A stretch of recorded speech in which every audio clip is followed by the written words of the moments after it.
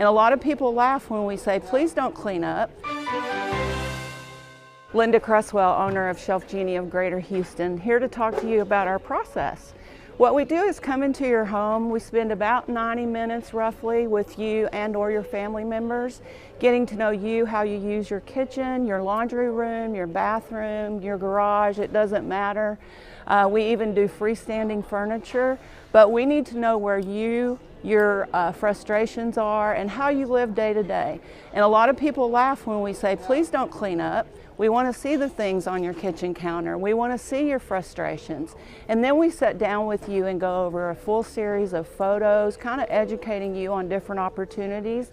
And you're telling us, I don't like that, I do like that. And so we work interactively with you on a design that works for you and or your family. So it's a very interactive appointment. It's fun. At the end of that appointment, you get to see a 3D design which mimics your space, and we can show you exactly what we're proposing and why, and we get the quote while we're right there with you.